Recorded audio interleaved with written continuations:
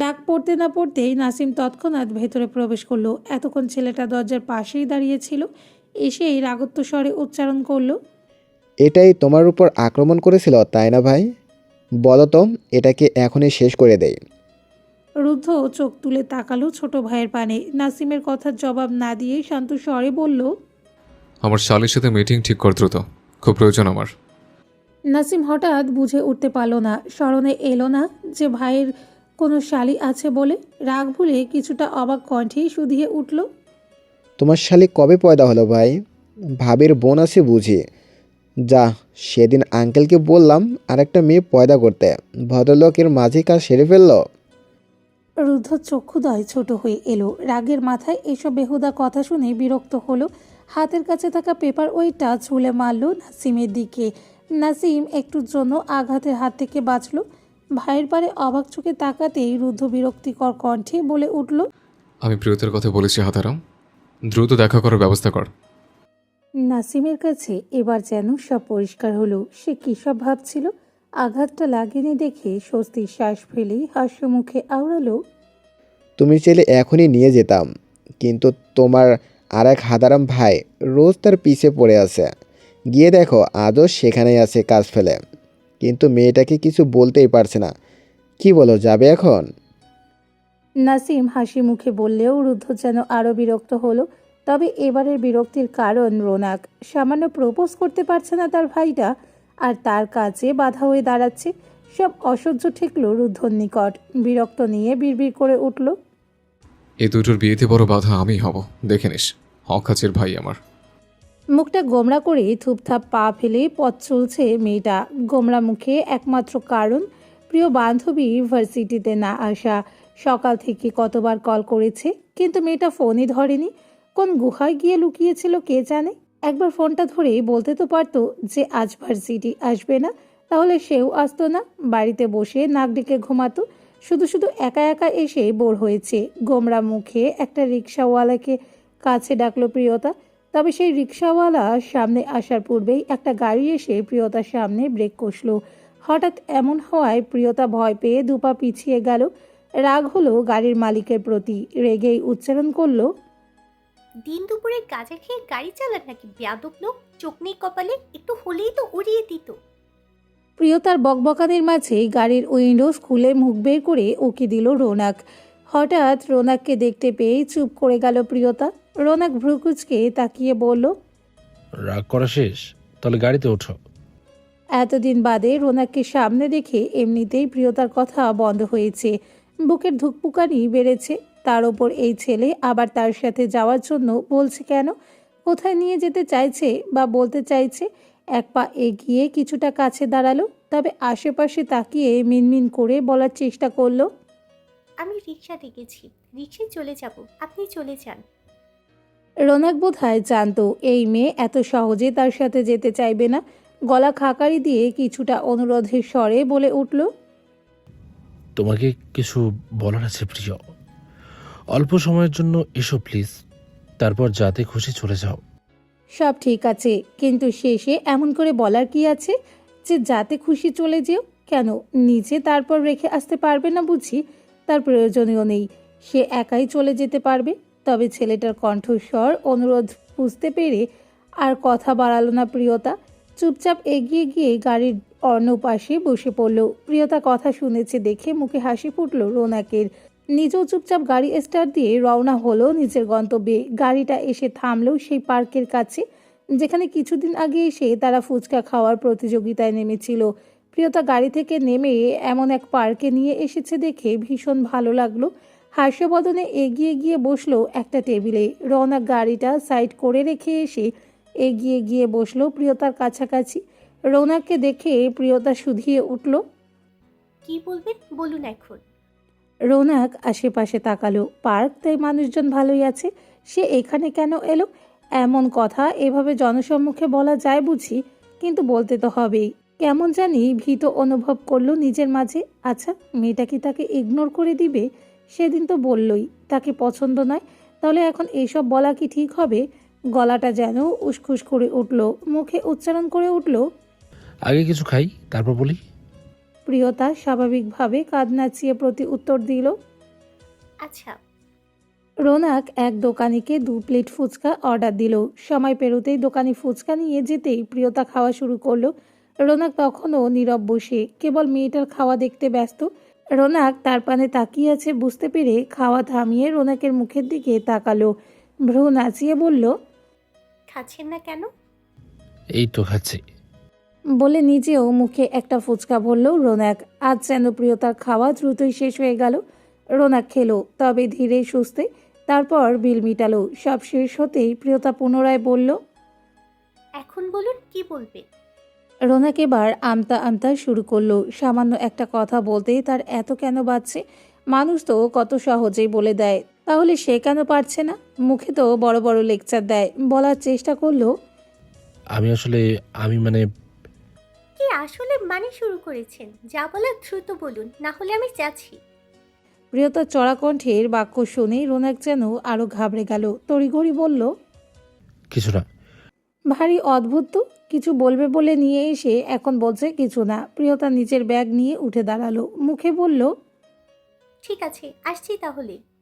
বলেই হাঁটা শুরু করলো মেয়েটা। রোনাকে যেন সম্বিত ফিরল। এমন করে উঠে প্রিয়তার সামনে দ্রুত পায়ে হাঁটা দিল। প্রিয়তা গাড়ি পর্যন্ত হেঁটে আসতেই রোনাক এসে প্রিয়তার একটা হাত আঁকড়ে ধরল। এমন করায় প্রিয়তার পা যেন সেখানেই জমে গেল।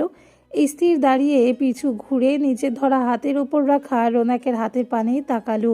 বুকের ভেতরে ধুকপুক শব্দটা যেন দ্বিগুণ বেড়ে গেল। নিজের অস্থিরতা চাপা রেখে চোখ না তুলেই বলল প্রিয়তা, কিছু বলবেন? রোনাক ধরে রাখা হাতটার পানে একবার তাকিয়ে মেয়েটার নমনীত মুখের পানে তাকালো। মুগ্ধতা নিয়ে জোরে একটা শ্বাস নিয়ে নিজের মাঝে শক্তি জুগিয়ে কোনো ভনিতা না করেই বলে উঠল, আমি তোমাকে ভালোবাসি প্রিয়। বিয়ে করবে আমায়? প্রিয়তার শরীর যেন ঝাঁকি দিয়ে উঠল। যে ভয়ে সে দুজনের মেলামেশা বন্ধ করে দিয়েছিল আজ তাই সত্যি হলো। এমন সে মোটেও চায়নি। এমন সম্পর্ক সে কি করে গড়বে? হাতটা নাড়াচাড়া করলো। রোনাক বুঝতে পেরে ছেড়ে দিল। প্রিয়তা শুষ্ক একটা ঢোক গিলে চোখ তুলে তাকালো রোনাকের মুখের দিকে। কিছুটা তেজ নিয়েই বলে উঠল, আমি বলেছিলাম তো আপনাকে আমার পছন্দ নয়, তারপরেও কেন বলছেন এমন কথা? রোনাক এই ভয় পাচ্ছিল। ভাইয়ের কথায় যা একটু সাহস পেয়েছিল তাও যেন ভাঙতে বসলো। জিভধারা অধর ভিজিয়ে করুণ স্বরে জানতে চাইল, আমাকে পছন্দ না করার কারণ কি শুধু আমি কালো বলে? গায়ের রং তো উপরওয়ালার দান, এতে আমি কি করতে পারি বলো?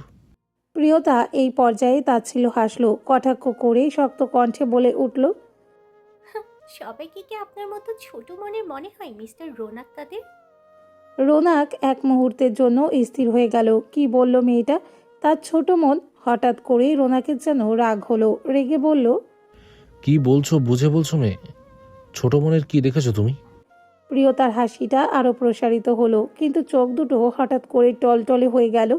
আকস্মাৎ রোনাকের উদ্দেশ্যে শুধালো, যদি আমি অদ্রিজার জায়গায় থাকতাম, যদি আমি ধর্ষিতা হতাম, তাহলে আমাকে ভালোবাসতেন? তখনও বিয়ে করতে চাইতেন আমাকে? মেয়েটার প্রশ্ন আর চোখের পানি রোনাকের ভিতর নাড়িয়ে দিল। পা টলে উঠল ছেলেটার। আশেপাশে দু একজন বোধহয় কথাটা শুনলো। তাকিয়ে রইল প্রিয়তাদের পানে। রোনাক চোখ ঘুরিয়ে আশেপাশে দেখল। বুকের ভেতরে রক্ত যেন টকবক করে ছুটল। কখনো ভাবেনি এমন এক প্রশ্নের সম্মুখীন সে কখনো হবে। কি জবাব দেওয়া উচিত তার? কখনো তো এমনটা কল্পনা করেনি সে। রোনাককে তখনও নিশ্চুপ দেখে প্রিয়তার নিজের চোখের পানি মুছে নিল। কঠোর স্বরে আওড়ালো, এটাই কারণ ছিল আমার বান্ধবীকে রিজেক্ট করার, তাই না? আপনি এখনো জবাব দিতে পারলেন না, আর এটাই আপনার ছোট মনের পরিচয়। জানি আমাকেও বিয়ে করতেন না। রোনাক ঠিক কেমন রিয়াক্ট করবে বুঝে পেল না। মেয়েটার চোখের পানি দেখে তার ভেতর পুড়ছে, আবার কথা শুনে কেমন রাগ হচ্ছে। রোনাক কিছুটা বিরক্তিকর স্বরে বলল, কিসের সাথে কিসের তুলনা করছো প্রিয়? যা হয়ে গেছে তা নিয়ে পড়ে আছো কেন? সামান্য একটা বিষয় ভুলে যাও না। সামান্য বিষয় একটা মেয়ের মুখের উপর বলে দেন সে ধর্ষিতা বলে তাকে বিয়ে করবেন না, এটা আপনার কাছে সামান্য মনে হয়? তখন সে মেয়েটার মনের অবস্থা ঠিক কেমন হয় তা আপনি জানেন? জানেন না, কারণ আপনি এক দাম্ভিক পুরুষ মানুষ যে অন্যদের মনে চলা ভাবনাকে প্রাধান্যই দেন না। কথার পিঠে প্রিয়তার বলা কঠোর বাক্যগুলো শুনে রোনাক পুনরায় চুপ হয়ে গেল। প্রিয়তা চেষ্টা করলো নিজের চোখকে আটকাতে, কিন্তু ব্যর্থ হলো। পুরনো কথা মনে পড়ায় বারবার চোখ ভিজে উঠল। নাক টেনে প্রিয়তা পুনরায় বলে উঠল, অদ্রিজা হয়তো আপনাদের কিছুই বলেনি, কিন্তু আমি বলছি ওর সাথে হওয়া এই ঘটনার জন্য বোধহয় আমি দায়ী। যা কিছু ঘটেছিল, মেয়েটা যা কিছু সহ্য করেছে, সব আমার জন্য। রোনাক আশ্চর্য হলো। মেয়েটা কী সব বলে চলেছে? তার ভাবির ধর্ষণ হওয়ার পিছে এই মেয়ে কি করে দায়ী হতে পারে? অবাক স্বরে শুধালো। এসব কি বলছো তুমি? মাথা ঠিক আছে তোমার? প্রিয়তা আশেপাশের মানুষগুলোর দিকে ধ্যান দিল না। নিজেকে স্বাভাবিক করার চেষ্টা করে শান্ত স্বরে বলার চেষ্টা করলো। যা বলছি জেনে বুঝে বলছি। আমার ধারণা যদি ঠিক হয়, তাহলে আমার জন্যই ঘটেছিল সব। আর এটা সত্যি হয়ে থাকলে সেদিন অদ্রিজার জায়গায় আমার থাকার কথা ছিল। ওকে দেখে যেমন মানুষ ঘৃণা নিয়ে উচ্চারণ করে ধর্ষিতা শব্দটা, ওটা এখন আমার জন্য উচ্চারিত হওয়ার কথা ছিল। জানি না কেন আল্লাহ আমার ভাগ্যে খারাপটুকু ওই মেয়েটার কপালে লিখে দিয়েছে। বেচারি অনেক সহ্য করেছে, কিন্তু আপনি কি করেছেন? রোনাকের মুখ ফুটেই শব্দ বের হলো না, উচ্চারণ করার সাহস হলো না। শ্বাস বেড়ে গেল, হাত দুটো মুষ্টিবদ্ধ করে নিল। কেমন যেন নিজের মাঝে অপরাধ বোধ হচ্ছে। প্রিয়তা আলতো হাসলো, ব্যথাতুর হাসি। তবে হঠাৎ সামান্য উঁচু হয়ে মুখটা রোনাকের কানের কাছে নিয়ে গেল। খুশি মনে ফিসফিস করে আওড়ালো, আর সব থেকে বড় সত্যি কি জানেন? আমার বান্ধবী কোনো ধর্ষিতা নয়। পারিনি পশুগুলো সেদিন তো ওর অস্তিত্ব কেড়ে নিতে। এতটুকু বলে দূরে সরে এলো প্রিয়তা। পুনরায় মুখে ব্যথা ফুটিয়ে আওড়ালো, কিন্তু দুর্ভাগ্য, এই সমাজের মানুষগুলোকে সবার কাছে ধর্ষিতা বানিয়ে দিল। এই আপনার মতো কিছু পুরুষের লালসায় মেয়েটার জীবন জাহান্নাম বানিয়ে দিল। অপরাধ করলো আপনার মতো কিছু ভদ্র পুরুষ, কিন্তু শাস্তি পেতে হলো ওই মেয়েটাকে। প্রিয়তার মনে হলো অনেক বলে ফেলেছে। কেন বলেছে সে এসব এই ছেলেটাকে? যে সামান্য ধর্ষণ শব্দটা শুনেই মুখের ওপর একটা মেয়েকে ইগনোর করে দেয়। প্রিয়তা উল্টো ঘুরে হাঁটা শুরু করলো যাওয়ার জন্য। হঠাৎ কি মনে করে পুনরায় থেমে দাঁড়ালো। পিছু ঘুরে স্তব্ধ হয়ে দাঁড়িয়ে থাকা রোনাকের পানে তাকিয়ে শান্ত স্বরে বলে উঠল, আপনাকে অপছন্দ করার কারণ আপনার গায়ের রং নয়। আপনাকে অপছন্দ করার এই একটাই কারণ যে আপনি আমার বান্ধবীকে রিজেক্ট করেছিলেন। সমাজের সাথে আপনি একজন যে মেয়েটাকে কষ্ট দিয়েছিলেন। আমি সেই ছেলেটাকে বিয়ে করে ওর সামনে কি করে ঘুরতে পারি, যে ছেলেটা সামান্য কারণে ফুলের মতো মেয়েটাকে রিজেক্ট করেছিল? প্রশ্ন করলো, কিন্তু জবাবের আশা করলো না। রোনাক জবাব দিতে সক্ষমও হলো না। প্রিয়তা অতি কষ্টে উচ্চারণ করলো, আমি পারবো না এটা করতে। জানি না আপনার ভালোবাসা কতটা সত্য, তবুও বলছি, ভুলে যান আমাকে। নিজের মনে স্বপ্ন বুনবেন না। ও না মানলেও আমি ওই মেয়েটার কাছে আজও অপরাধী। কিছু করতে পারিনি ওর জন্য। এটা করাও আমার দ্বারা কখনোই সম্ভব হবে না। আর একটা মুহূর্ত দাঁড়ালো না প্রিয়তা। কিছু দূর পর্যন্ত ব্যস্ত পায়ে হেঁটে গেলেও তারপর দৌড় শুরু করলো। রিক্সা ডাকার কথাও বোধ হয় ভুলে গেল মেয়েটা। চোখ ফেটেই টপটপ করে অবিরত অশ্রু ঝরতেই থাকলো মেয়েটার।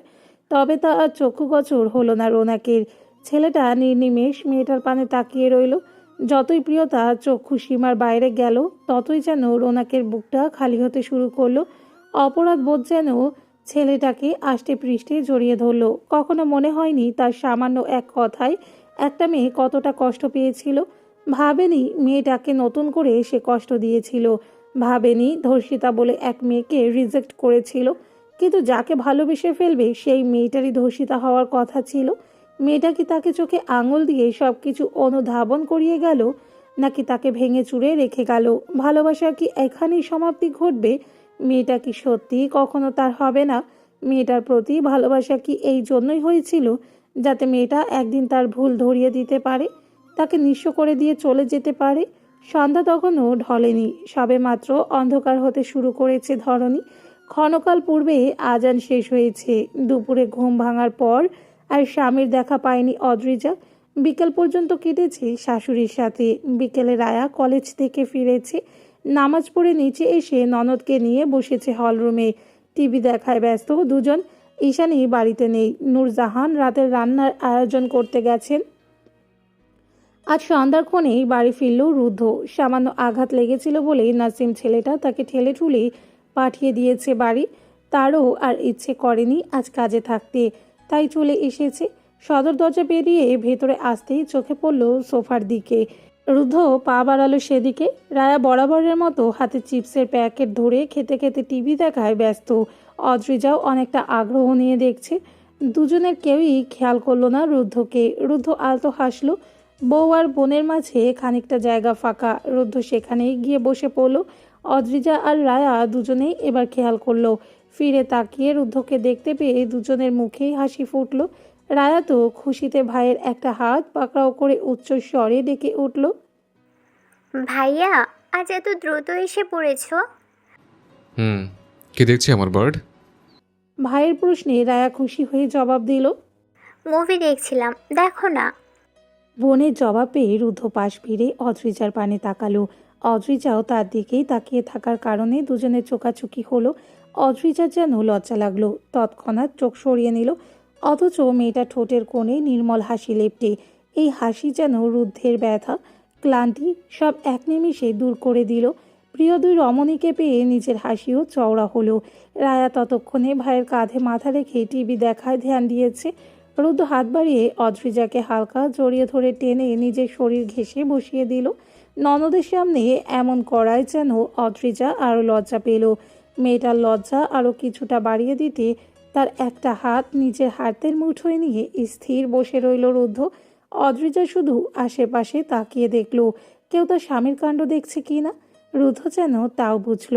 রুদ্ধ টিভির দিকে চোখ রেখে বউয়ের দিকে কিছুটা ঝুঁকে বউয়ের কানের সাথে নিজের মুখ লাগিয়ে ফিস ফিস করে বলে উঠল, কেউ দেখলেও কিছু মনে করবে না, নিশ্চিন্তে থাকতে পারো। ইস, লোকটা এটাও বুঝে ফেললো। অদ্রিজার কথা বলল না, লজ্জার হাত ছাড়ানোর চেষ্টা করলো। তবে রুদ্ধ তা আরও শক্ত করে আঁকড়ে ধরে বসে রইল। হার মেনে অদ্রিজাও সেভাবে চুপচাপ রইল। এর মাঝেই রায়ার চোখ তুলে বড় ভাইয়ের পানে তাকালো। স্বরে কিছুটা অভিমান মিশিয়ে অভিযোগের স্বরে বলে উঠল, তুমি বিয়ের পর থেকে ব্যস্ত হয়ে গেছো নাকি পর হয়ে গেছো বুঝতেই পারি না। আজকাল আমাকে একটু সময়ও দাও না। না তো নিজের হাতে খাইয়ে দাও, না তো কলেজে নিয়ে আসো, আর না তো কোথাও ঘুরতে নিয়ে যাও। তুমি এখন ছোট ভাইয়ার থেকেও পচা হয়ে গেছো ভাইয়া। তার আদরের বোনটা তাকে পচা বলে খেতাব করছে। বড্ড ভুল করে ফেলেছে নাকি? বোনকে এক হাতে জড়িয়ে ধরল। অদ্রিজার হাত ছেড়ে দিয়ে বোনের ধরা চিপসের প্যাকেট থেকে দুটো চিপস বের করে বোনের মুখের সম্মুখে বাড়িয়ে ধরে আওড়ালো। আমার বার্ডের অভিমান হয়েছে বুঝে তার ভাইয়ের প্রতি। ভাইয়ের বাড়িয়ে দেওয়া চিপসটা মুখে পুরে সম্মতিসূচক মাথা নেড়েই হ্যাঁ বুঝালো রায়া। বোনের অভিমান এমন বড় কিছু নয়, এসব করেই শুধু নতুন বায়না করার জন্য। তবুও রুদ্ধ বোঝানোর স্বরে বলল, আমার বার্ড তো জানেই তার ভাইয়ের কিছুদিন পর ইলেকশন, অনেক কাজের চাপ এখন। তাছাড়া বড় সমস্যা কি বলতো? এই তোর ভাবি, বয়সে তোর বড় হলেও কাজে তোর অনেক ছোট, তাকে সামলাতে গিয়েই তো আমার হিমশিম খেতে হয়। এখন তুই বল, আমি কাজ করব নাকি দুই বাচ্চাকে দেখে শুনে রাখবো? ভাবিকে বাচ্চা বলায় রায়া ফিক করে হেসে দিল। এদিকে অদ্রিজার মুখটা এতটুকু হয়ে গেল। সে একটু দুর্বল আর ভীতু বলে লোকটা এভাবে বলবে। তার ভাবনার মাঝে রুদ্ধ হাতে ধরা অন্য চিপসটা অদ্রিজার সামনে বাড়িয়ে ধরল। এক মুহূর্তে অদ্রিজার মুখটা আবার স্বাভাবিক হয়ে উঠল। লোকটার কি লজ্জা লাগে না এভাবে বোনের সামনে খাইয়ে দিতে চাচ্ছে? অদ্রিজাকে খেতে না দেখে রুদ্ধ চোখ দিয়ে ইশারা করে মুখে বলল, কি হলো, খাও। অদ্রিজা এবার লজ্জা ভুলে স্বামীর হাত থেকে খেয়ে নিল। রায়া দেখলো ভাই আর ভাবির কাণ্ড। তবে মেয়েটা না তো কিছু মনে করলো, না তো ভাবিকে লজ্জা দিল, বরং ভাইয়ের প্রশ্নের জবাব স্বরূপ বলল, তোমার কাজ বাদ দিয়ে এই বাচ্চা দুটোকে দেখে রাখা উচিত ভাইয়া। বলে আবার হাসলো মেয়েটা। বোনের হাসিতে রুদ্ধও হাসলো। বোনের মুখে পুনরায় চিপস তুলে দিয়ে হাস্য রসে বলল, এই কাজটাও খারাপ নয়। এক কাজ করলে কেমন হয়, আমরা দুজন মিলে বড় চাচাকে দেখে রাখলাম, সে আবার বেশি ভীতু কিনা। আমার এই বাচ্চাটা তো অনেক সাহসী, তাকে এমন সাহসী করার প্রয়োজন, তাই না? রায়া সহমত পোষণ করে চিপস চিবোতে চিবোতে জবাব দিল, এটা কিন্তু ঠিক বলেছো ভাইয়া। ভাবি একটু বেশি ভীতু আর নরম, তাকে একটু সাহসী বানাও তো। না হলে আমার বান্ধবীগুলো হাসবে, বলবে তোর ভাই একদম এমপি। তোর ভাই একজন এমপি আর তার বউ কিনা এত ভীতু, তখন আমার লজ্জা লাগবে না বলো? ঠিকই তো। হে অদ্রিজা, শুনছো তো? ননদের জন্য হলেও একটু সাহসী হও পাখি। অদ্রিজার দিকে তাকিয়ে কথাগুলো শেষ করলো। দুই ভাই বোনের কথাবার্তায় এবার অদ্রিজাই লজ্জা পেল। দুই ভাই বোন তাকে নিয়ে মজা উড়াচ্ছে। রায়া বোধহয় বুঝলো ভাবির লজ্জা। হাসি থামিয়ে ভাইয়ের উদ্দেশ্যে বলল, অনেক হয়েছে, এবার মজা করা থামাও ভাইয়া। ভাবি লজ্জা পাচ্ছে, বুঝছো না? তাই নাকি? আমি তো ভেবেছিলাম সে বোধহয় আমার কাছে আসলেই লজ্জা পায়। এবারে শেষ বাক্যটাও অদ্রিজার কানের কাছে গিয়ে ফিসফিসিয়ে আওড়ালো। অদ্রিজার এবার ইচ্ছে হলো দুই ভাই বোনের মুখে কস্টেপ লাগিয়ে দিয়ে এখান থেকে চলে যেতে। রুদ্ধ মেয়েটার অবস্থা বুঝে আর লজ্জা দিল না। বোনের দিকে ধ্যান দিয়ে অন্য কথায় মশগুল হলো। এতদিন বাদে কিছুটা সময় পেয়ে তা যেন বোনের সাথে সুন্দরভাবে কাটাতে চাইল রুদ্ধ। তবে বউকেও পাশ থেকে উঠতে দিল না। বোনকে খাওয়ানো শেষ হতেই পুনরায় আড়ালে বউয়ের হাতটা ধরে বসে রইল। অদ্রিজা নীরব দর্শক হয়ে বসে রইল। একবার স্বামীর হাতের পানে দেখলো তো আরেকবার ননদ আর স্বামীর স্নেহময় মুহূর্তগুলো মন ভরে দেখলো। লোকটা আর তার ভাই বোনগুলোর মাঝে কত ভালোবাসা।